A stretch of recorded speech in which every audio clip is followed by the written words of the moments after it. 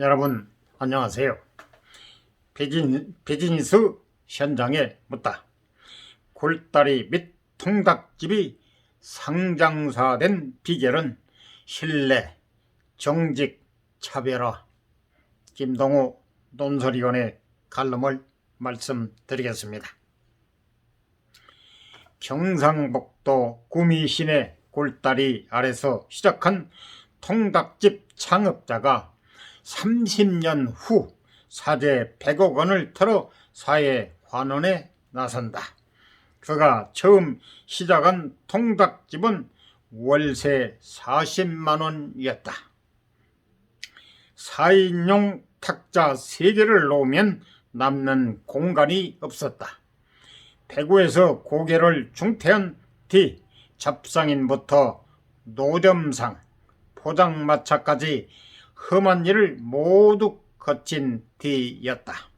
5일장을 돌아다니기도 했고 택시 기사도 해본 뒤 마지막 희망을 건 것이 통닭집이었다. 그 통닭집을 열었던 1991년 그의 나이는 만 40세였다. 지금은 나이 많은 청년이란 느낌이지만 그 당시에는 어르신의 판열이었다. 지금으로 치면 적어도 쉰을 넘긴 나이다.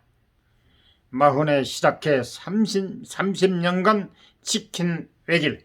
지난해 11월 코스피의 첫 직상장, 회사 성장 위에 전문 경영인 영입, 가맹점 돕기 2회 100억 원 출연. 인생 막차 같은 거였다. 하지만 이마저도 제대로 되지 않았다. 하루에 한두 마리 파는 날의 연속이었다. 당연히 접어야 했지만 그러지 못했다. 이마저 접으면 더는 기댈 곳이 없었기 때문이다. 그렇게 거의 2년을 버티다 결국 사업을 접을 수밖에 없게 된 어느 날 기적이 일어났다. 당시 금성사 가로 열고 현재 LG 가로 닫고 남녀 직원 2명이 통닭을 먹고 있는데 백화점 직원 10여 명이 밀려들었다. 이들이 모두 앉을 자리가 없었다. 금성사 직원에게 양해를 구할 수도 있었지만 통닭집 주인은 백화점 직원들에게 자리가 없어 받을 수 없다고 정중히 돌려보냈다. 이 일화가 금성사에 퍼져지면서 그날부터 통닭집은 불티가 났다. 금성사 직원 회식과 야근, 간식은 물론이고 직원 기숙사에도 거의 매일 배달을 들어가게 됐다. 통닭의 맛은 이미 일정한 수준에 올라와 있었다. 2년간 다양한 방법으로 튀겨보고 레시피를 개발하면서 소비자 입맛에 맞게 만들었다. 그냥 기름에 튀기던 통닭이 부위별로 조각을 내고 다양한 양념이 입혀져 요즘 소비자들이 즐기는 치킨으로 진화하고 있었다는 얘기다. 더 물러날 곳이 없었기 때문에 절박한 심정으로 포기하지 않고 끈기 있게 한 우물을 판 그는 지난해 11월 시가총액 5천억 원 규모의 상장사 대주주가 됐다.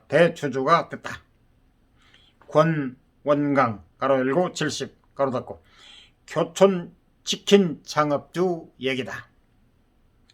교촌치킨은 코스닥을 거치지 않고 코스피 가로 열고 증권거래소 가로 닫고로 직상장했다. 국내에서 모든 식음료 프랜차이즈를 통틀어 처음이다. 지난 23일 교촌치킨 당산점에서 그를 만나 동네 통닭집에서 국내 최대 치킨 프랜차이즈로 키워낸 비결과 경영 철학을 들어봤다. 점퍼 차림으로 나온 그는 성공한 사람들이 대개 그렇듯 겸손히 몸에 배어 있었다. 치킨을 팔아 모은 사대 100억 원은 적지 않는 돈이다. 코로나 사태로 가맹점주들이 많은 어려움을 겪고 있다. 원자재값까지 올라 이중고가 심하다. 개인 재산 100억 원을 출연해 가맹점주와의 상생재단을 만들려고 한다. 효율적으로 운영하고 재원을 더 확보해 활동 규모를 키워나가려고 한다. 나아가 협력업체에 대한 상생도 구상하고 있다. 최근 국내 기업인들의 사회 환원이 줄줄이 나오는 배경을 무엇이라고 하나? 예전과 다르다. 이제는 당연히 그래야 한다. 기업이 커 나가는 건 어느 한 사람만의 힘으로 되는 게 아니다. 소비자가 끌어주고 구성원이 힘을 보태면서 전체의 힘이 모여 기업이 성장한다. 당연히 나눔의 문화가 퍼져야 한다. 개인적으로는 창립 25주 전이던 2016년 직원들에게 약속한 일이기도 하다.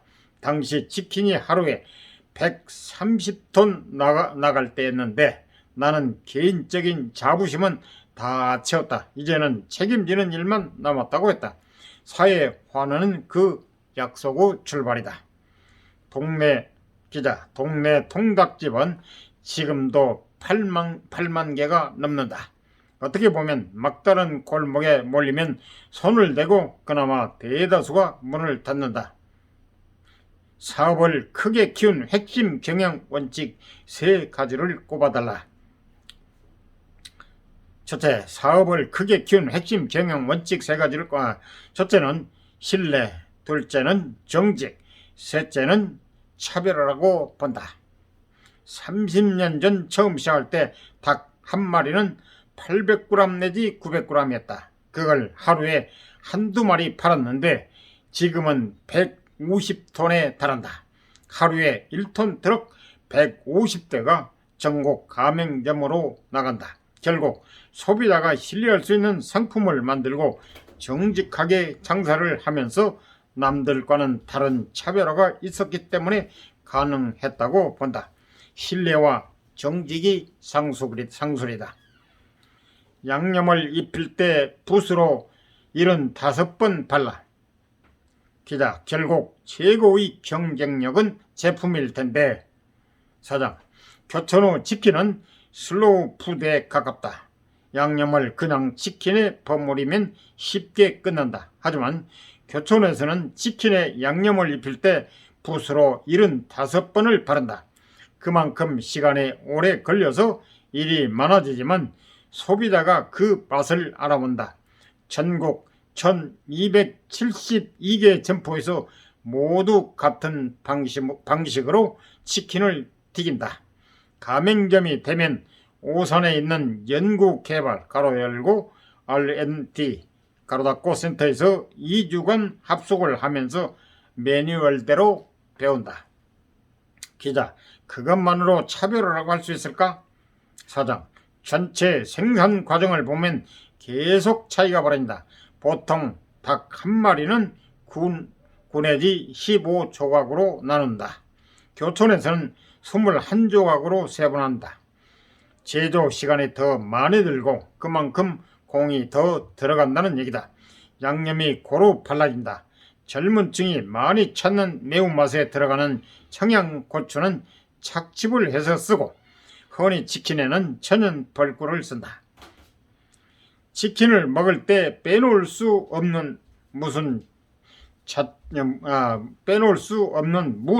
자체 공장을 운영한다. 사카린과 빙초산을 쓰지 않고 설탕과 식초를 사용한다. 치킨부터 무까지 철저한 품질 제일주의와 차별화가 스며 있다. 기자, 튀길 때 온도까지 조절하나? 사장, 30년 전 통닭집을 할 때 가장 많이 해봤던 실험이다. 얼마나 바삭하게 튀기느냐, 얼마나 물렁물렁하게 익히느냐가 식감과 맛에도 영향을 미친다. 결국 치킨을 재료 단계에서 최종 제품을 만들어내는 모든 과정에 기술이 들어가는 셈이다. 지금도 부단히 연구 개발에 힘을 쏟고 있다. 치킨은 배달이 70%에 달한다. 치킨은 신선할 때 배달하는 게 생명이다. 최단시간 배달을 위해 조리 시간을 줄이고 배달 전문 업체와 특약을 맺어 차별화된 서비스에도 신경을 쓰고 있다. 한류 전파의 중동 진출 추진. 기자, 치킨은 한류 문화로도 자리 잡았다. 외국인도 치맥을 즐길 정도다. 치킨은 세계적으로 치열한 시장이다. 하지만 한국인 같은 방식으로 치킨을 소비하는 곳은 한국이 유일하다. 미국이나 일본을 가봐도 없다. 한국식 치킨은 한국에서 1등이면 세계에서 1등인 셈이다. 그래서 해외 진출을 추진하고 있다. 중동 고객에 시식하게 했더니 반응이 좋았다. 미국식 켄터키 프라이드 치킨은 물려서 많이 먹지 못하는데 교촌은 사흘씩 먹어도 좋다고 했다. 기자, 노점상부터 인생 밑바닥일을 많이 해봤다. 고난을 뚫고 결실을 얻게 한 비결은 무엇인가? 사장, 나이 30에 결혼해서 본격적으로 고생하기 시작했다. 가정의 역할을 위해서 닥치는 대로 일했지만 길이 보이지 않았다. 학교 생활이 맞잖아 고등학교를 중퇴했으니 번듯한 일을 할 수도 없었다. 결국 통닭집을 열게 됐는데 이것만큼은 마지막이라고 생각하고 매달렸다. 한 달 전기료 5만 원을 낼 형편이 안 됐지만 다른 것은 쳐다보지도 않았다. 신규 가맹점주 50%가 30대. 요즘 실업률이 심각하다. 특히 청년 실업이 문제인데 어떤 조언이 가능할까? 사장, 정말 해볼 만한 일이 잡히면 끝까지 깊이 들어가서 해보라고 말하고 싶다. 건성으로 하는 것보다 열심히 해서 한 가지만 잘하게 되면 길이 보일 것이다. 절실한 마음으로 하면 안 되는 일은 없다. 기자, 현업에서 퇴임하고 전문 경영인 가로세 소진세 교촌 F&B 회장 가로닫고를 영입한 것도 눈길을 끈다. 사장, 이제 2년 정도 지났는데 너무 잘한 결정이었다. 2015년에 이르면서 업계 1위에 올랐을 때부터 결심했다. 더는 내가 붙들고 있어서는 안 되겠다. 회사를 전문 경영인에게 맡기는 게 좋겠다고 판단했다. 역시 올바른 판단이었고 앞으로도 계속 전문 경영인 체제로 가겠다. 기자, 프랜차이즈는 역시 가맹점과의 관계가 중요하다. 사장, 치킨 프랜차이즈는 400개에 달한다. 경쟁이 치열하다. 안정된 프랜차이즈 가맹점은 수익 구조가 괜찮은 편이지만 힘들고 고된 업종이다. 그래도 다른 업종에 비해서는 노력한 만큼 성과가 있다. 그래서인지 요즘엔 젊은 층이 뛰어든다.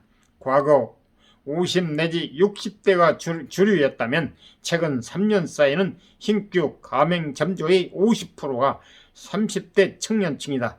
젊은 부부가 함께하는 경우도 꽤 있다. 이상은 김동호 칼럼이었습니다. 도움이 되셨으면 구독, 좋아요 꾹 눌러주세요. 감사합니다.